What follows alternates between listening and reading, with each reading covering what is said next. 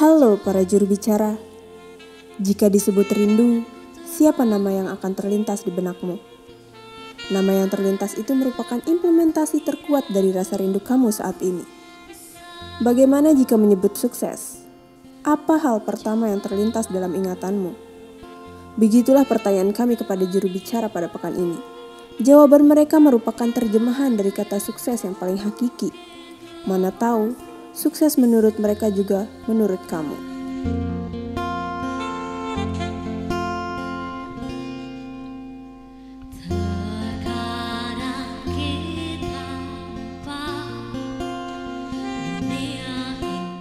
Oke, perkenalkan nama saya Rohana. Saya berasal dari Sumbawa Barat, Fakultas Tarbiyah dan Keguruan, jurusan Pendidikan Agama Islam.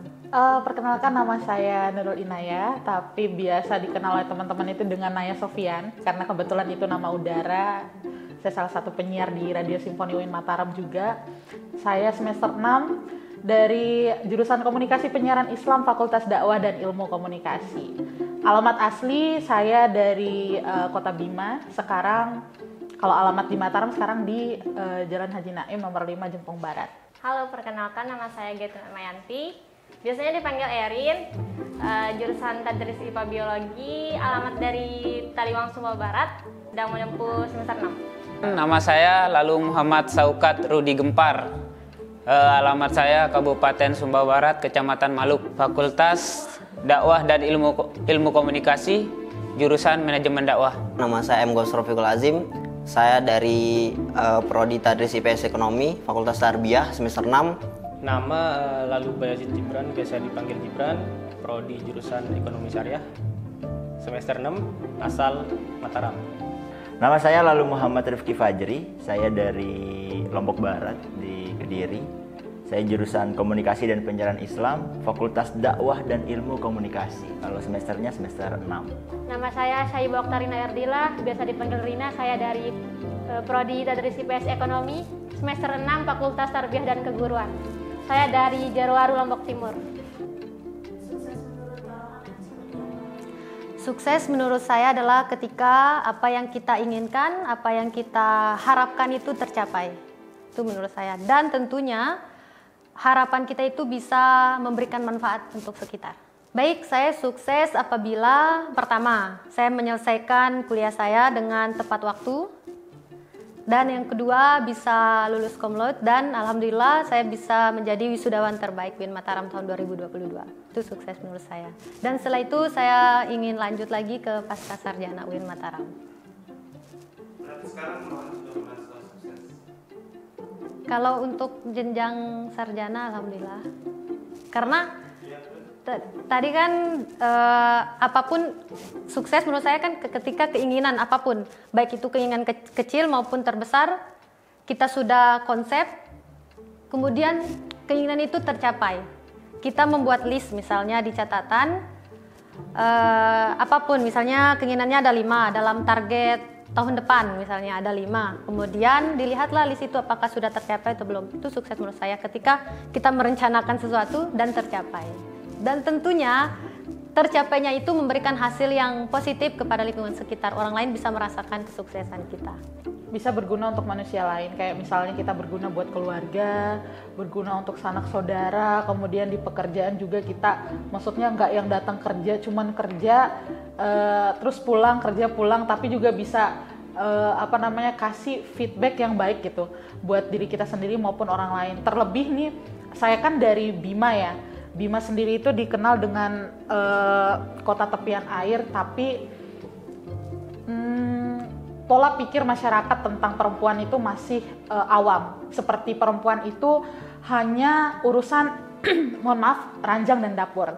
Padahal menurut saya perempuan itu bisa lebih dari itu. Perempuan bukan hanya masalah ranjang dan dapur, tetapi juga bisa menuntut ilmu, bahkan sampai S3, sampai menjadi bisa disetarakan dengan laki-laki gitu. Jadi saya pengen ngubah mindset orang-orang tuh kayak ngenal perempuan jangan ya udah sih kalau udah selesai sekolah udah nggak usah sekolah tinggi-tinggi banget nanti juga ikut suami. Nah itu yang pengen kayak enggak kayak gitu, kayak perempuan tuh bisa lebih dari itu gitu. Sukses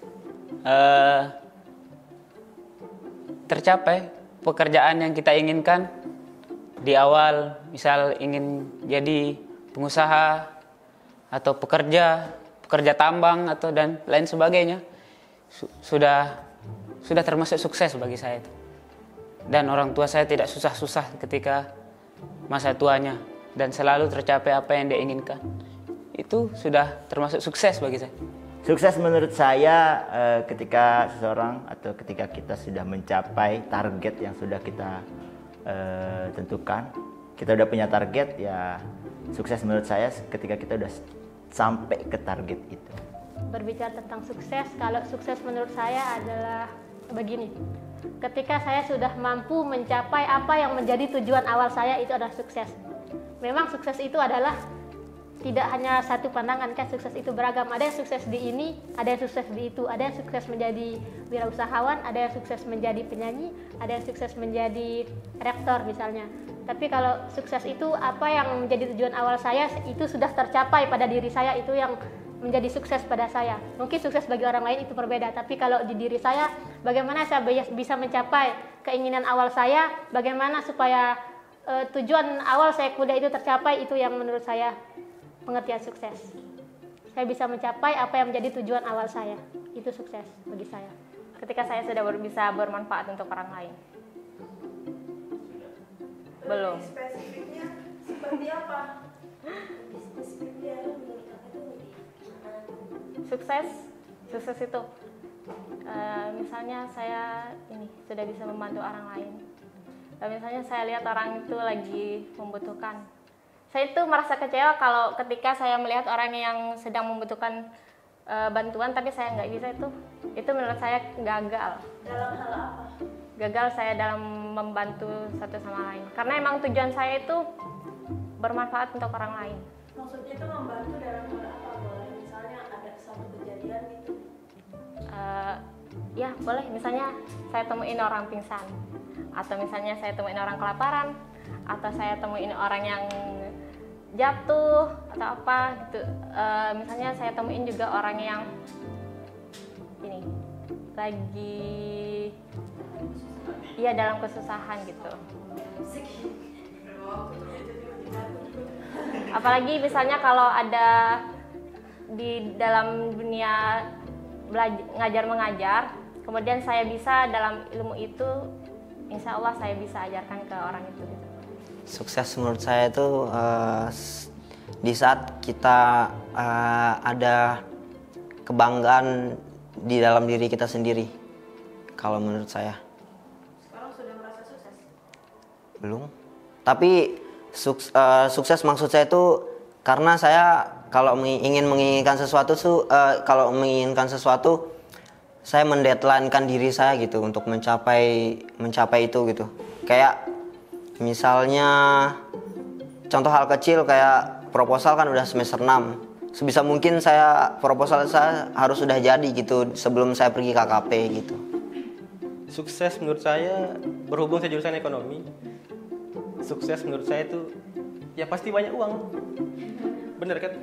Jadi kaya.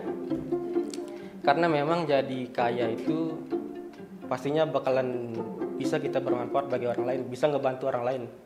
Orang-orang terdekat kita kayak keluarga juga bisa nikmatin enaknya lah dari kita juga. Dan yang paling penting kesuksesan itu adalah bisa ngeiyain semua keinginan orang tua. Itu sukses menurut saya. Ada nggak langkah-langkah atau tips nih buat atau menuju kesuksesan itu? Tips? Oh, langkah-langkahnya. Fokus pada tujuan, tutup semua godaan. Sekali layar tertancap, pantang surut mundur ke belakang. Yang pertama, langkah untuk sukses itu tentunya belajar dari pengalaman ya. Belajar dari pengalaman, bukan untuk balik ke pengalaman itu, tapi untuk belajar. Kemudian saya memperbaiki apa yang salah dari masa lalu. Kemudian saya bakal lebih memotivasi diri untuk bisa menjadi lebih baik lagi. Oh ya, kalau berdasarkan yang pernah saya coba, pernah saya dengar soalnya dari guru saya pas SMA, kalau sukses ini harus begini, harus begitu. Saya simpulkan, yang pertama ketika kita ingin menjadi sukses, kita harus menentukan tujuan kita. Seperti tadi kan, tujuan itu penting loh. Karena kan kalau kita perjalanan pendidikan ataupun yang kita jalani saat ini, saya membayangkannya itu seperti kita sedang bermusafir kan. Ketika kita bermusafir, misalnya saya mau ke Mataram dari Lombok Timur. Kalau saya ke Mataram, saya harus lewat ini. Kalau saya ke Mataram, jalur yang saya lewati itu ini. Itu juga dengan kehidupan. Kalau kita nggak tahu tujuan hidup kita, tujuan kita berkuliah, kita jadi ngambang. Di tengah jalan kita harus kemana? Kita nggak tahu mau lewat mana, kita nggak tahu. Karena kan tujuan itu adalah akhir dari proses yang kita jalani. Ketika kita tidak mengetahui akhir kita mau jadi apa, kita akan ikut-ikutan. Orang ke sini kita ikut-ikutan, orang ke sana kita ikut-ikutan. Kita jadi nggak tahu arah. Makanya yang pertama kalau kita mau sukses itu kita harus menentukan tujuan. Kemudian yang kedua dari saya itu kita harus tahu motivasi kita itu apa. Karena kan kebanyakan orang, misalnya kita seorang mahasiswa, kita seorang pelajar. Ketika kita berada di kelas, kita beraktivitas seperti seorang pelajar, ya karena kan kita berada dalam kelas. Tapi ketika kita keluar kelas, kita beraktivitas, kita berperilaku seolah-olah kita bukan pelajar. Ya karena memang ketika kita pulang kuliah, kita mungkin tidak menghiraukan apa yang kita dapatkan di kelas. Itu karena kita tidak memiliki motivasi. Alasan kita melakukan sesuatu itu tidak ada pada diri kita. Makanya seseorang itu, kalau banyak sekarang pelajar kalau udah keluar kelas perilakunya beda. Nggak mencerminkan seolah-olah dia ada seorang pelajar karena dia tidak memiliki motivasi. Dia tidak tahu saya bekerja begini untuk apa. Yang menjadi faktor pendorong dari dalamnya itu dia nggak tahu. Makanya banyak yang ngambang. Nauzubillah, mudah-mudahan kita nggak termasuk ya. Kemudian yang terakhir, kalau kita harus punya target. Misalkan kita mau Misalkan kita mau bisa bahasa Inggris tuh. Dalam sebulan saya harus bisa grammar. Dalam sebulan saya harus bisa speaking. Dalam sebulan saya harus bisa berkomunikasi menggunakan bahasa Inggris dengan baik yang benar dengan orang asing misalkan. Kita harus punya target. Karena kalau nggak punya target itu kan penentuan kita harus bisa sampai titik itu. Sampai waktunya tiba saya harus bisa. Sedangkan kalau kita nggak punya target, kita bisa santai aja. Oh ya, besok juga saya bisa, kita bakal pikir begitu. Kita lihat orang gini, kok dia bisa begitu ya? Kok dia bisa begini ya? Sedangkan kita cuma oh ya santai, besok juga selesai. Besok santai, besok juga kita bakal bisa. Santai, besok kita juga bakal ngomong gitu. Tetapi ujung-ujungnya nggak bisa. Karena dia tidak memiliki target, dia tidak memiliki waktu untuk sampai pada tujuan dan keinginannya itu dia nggak punya. Jadinya dia juga ujung-ujungnya jadi ngambang, nggak bisa begitu. Langkah menuju sukses. Gimana ya, sebenarnya kurang bisa saya jawab pertanyaan ini soalnya belum sukses juga. Ya kan? Tapi kalau ditanyain langkah yang lagi kita laluin, saya dan kita semua ya kuliah ini. Itu langkah yang kita tempuh untuk mencapai hal itulah. Insya Allah lah bisa kita capai hal itu melalui kuliah ini. Kita harus mulai dari niat ya. Niat awal kita gimana? Apapun yang kita inginkan tentunya harus kita tanamkan niat yang kuat, keyakinan yang kuat untuk menggapai itu. Dan setelah itu tentunya harus diiringi dengan doa, usaha, tekad. Insya Allah yakin kita pasti bisa mencapai apa yang kita inginkan. Ada satu, lakukan apa yang saya suka saja. Pekerjaan yang saya suka itu lakukan saja. Selama dia positif dan menghasilkan uang. Sebagai mahasiswa kan itu? Iya. Sebagai mahasiswa? Sebagai mahasiswa ada senangnya, ada enggak senangnya. Pertama itu kita harus punya mimpi. Menurut saya harus punya mimpi gitu, kayak kita punya gambaran ke depannya kalau kita bakal ngapain. Terus selanjutnya untuk diri saya atau umumnya, untuk diri saya sendiri mungkin harus positive thinking. Soalnya 5 positif tuh bikin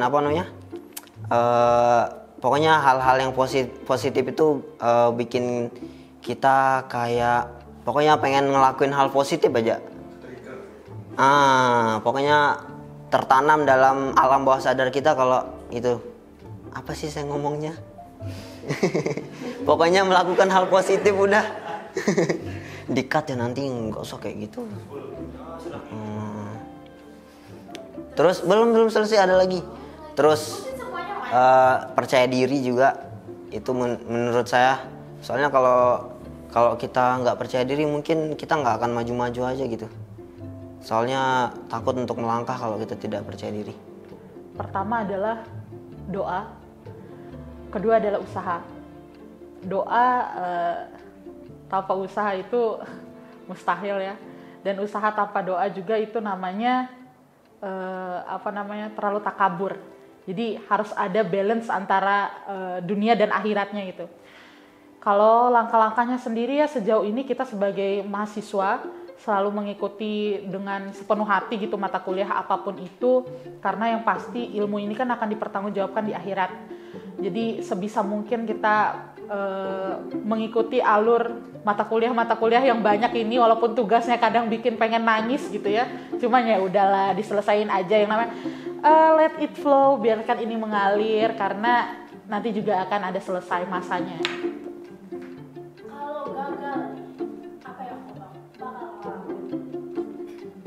Gagal, yang pertama saya cuma bisa sedih dulu. Ya, soalnya waktu sedih ini saya bisa belajar apa sih yang kurang, apa yang harus diperbaiki lagi.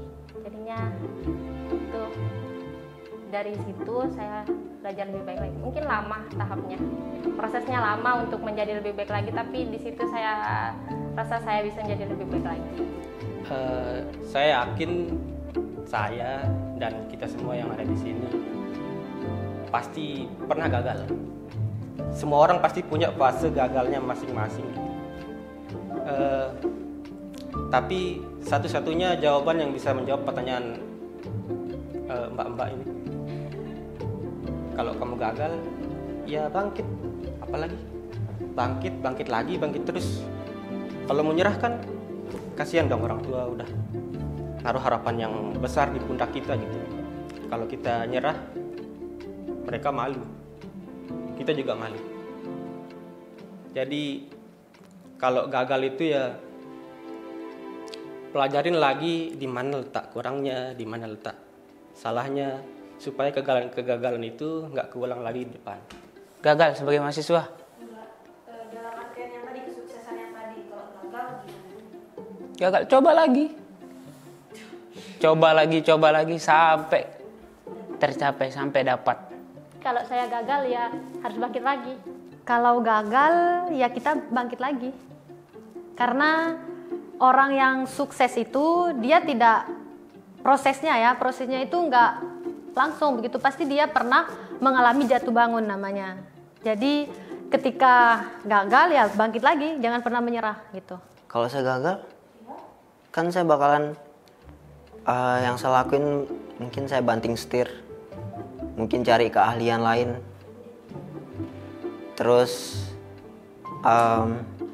pokoknya gimana apapun deh itu yang bisa menghasilkan uang. Coba lagi, karena semua orang pasti bertemu dengan kegagalan ya. Kalau kita tidak berbenah dari kegagalan itu, kalau kita masih diam di kata gagal, ya nggak bisa sukses, stuck pada tempat itu aja. Makanya kalau kita jatuh, bangkit itu udah biasa, tapi kalau jatuh, bangkit kemudian berlari itu yang luar biasa. Kalau gagal, nauzubillah summa nauzubillah min dzalik ya. Kalau gagal, memang sih kita kalau buat plan itu harus ada yang namanya kemungkinan terbaik dan kemungkinan terburuk. Kalau gagal ya balik lagi seperti yang saya bilang tadi, refleksi diri. Sekiranya apa yang salah dari langkah kita dan apa yang belum kita kerjakan sampai kita ketemu di titik itu, buntu lah istilahnya gitu. Dan yang pastinya kalau perempuan kan gagalnya itu banyak faktor ya. Banyak faktor. Teman-teman yang perempuan juga di sini pasti tahu lah banyak faktornya. Cuma sebisa mungkin menghindari hal-hal yang tidak baik. Jadi karena saya betul percaya bahwa apa yang saya kerjakan itu pasti balik ke saya sendiri.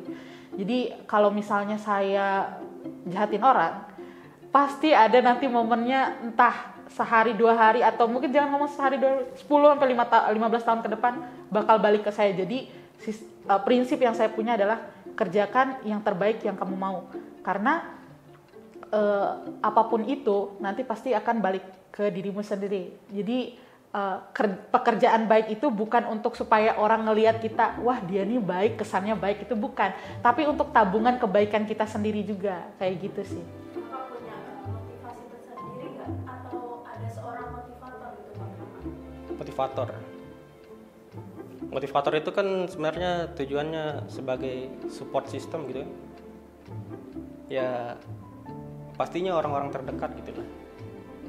Seperti ibu saya yang saya ceritain tadi, dia mau kuliah tapi enggak kesampaian, jadi dia ingin melihat anaknya sukses gitu. Itu dia satu-satunya motivator saya lah gitu, orang tua. Kalau dari orang lain ya paling yang keluar kalimat-kalimat penyemangat. Kalau orang tua tanpa ngomong pun dia jadi motivator gitu. Yang pertama kedua orang tua. Yang paling utama adalah ibu. Itu karena saya setiap kegiatan apapun yang saya lakukan itu pasti minta pendapat ibu biasanya. Termasuk ketika kuliah sering teleponan, ya kita kan sering curhat lah.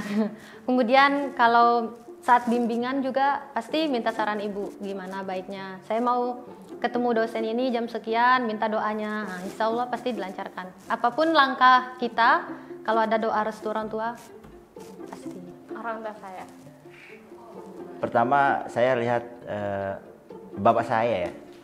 Ya saya pengen mencontoh lah beliau yang motivator terbaik kita. Saya rasa semua orang juga punya motivator terbaiknya, tapi kalau menurut saya motivator terbaik dari saya adalah pertama bapak saya, kemudian keluarga saya, baru kita mungkin di motivator-motivator lainnya begitu. Seorang kalau motivator tuh kedua orang tua saya sih kalau dari dulu. Tapi motivator yang baru-baru saya temuin kali ini dari dosen saya sendiri, dosen muda saya gitu. Jadi dia tuh kayak gimana ya? Kayak ngetekan kita terus gitu. Gimana pun supaya kita bisa jadi penerusnya gitu. Saya dan teman-teman saya. Jadi itu menurut saya motivator yang baru saya temuin saat ini. Ibu saya selalu kasih saya support supaya saya tetap bersemangat di dunia kuliah, supaya saya bisa menjadi orang yang bermanfaat ke depannya dan tidak mentelantarkan dia di masa tuanya. Itu aja sih yang membuat saya selalu semangat di dalam kuliah. Oh ya, ada saya pernah baca quotes dari, lupa saya nama ahli, pokoknya di ahli fisika. Karena saya kan jurusan IPS ekonomi, jadi saya nggak terlalu kenal nama ahli fisika yang menciptakan listrik. Tahu? Ada yang ingat yang menciptakan listrik?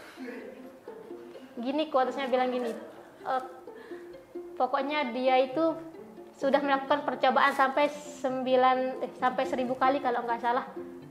Kalau memang nama ahlinya, misalkan si Fulan, nama ahlinya si Fulan, kalian jangan pernah menyerah, kalian jangan pernah berhenti mencoba, karena kalau dia tidak begini-begini maka dunia akan gelap tanpa adanya listrik. Itu yang menjadi motivasi saya. Makanya saya nggak bisa berhenti, kalau saya gagal ya harus bangkit lagi, karena saya termotivasi dengan quotes itu.